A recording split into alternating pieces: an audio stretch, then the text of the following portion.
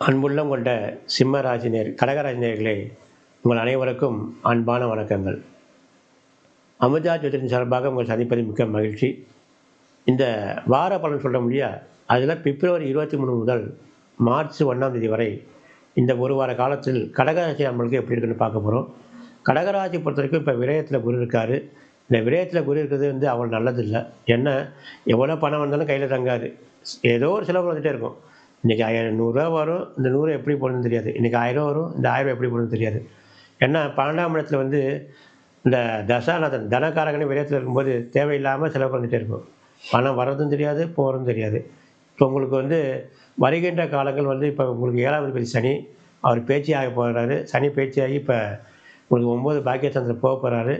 இந்த சனி பேச்சு எப்படி இருக்கும், அதே மாதிரி குரு வக்ர நிவர்த்தி ஆலாம் எப்படி இருக்கும் அப்படின்லாம் நாங்கள் பார்க்க போகிறோம். இந்த வாரம் பொறுத்த வரைக்கும் கடகராசிகள்லாம் சந்திராஷ்டமம்லாம் எதுவுமே கிடையாது.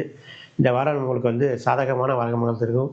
மீண்டும் உங்களை வருகின்ற வாரங்கள் சந்திக்கும் வரை உங்களுக்கு நன்றி கூறி விடைபெறுகிறோம். நன்றி, வணக்கம்.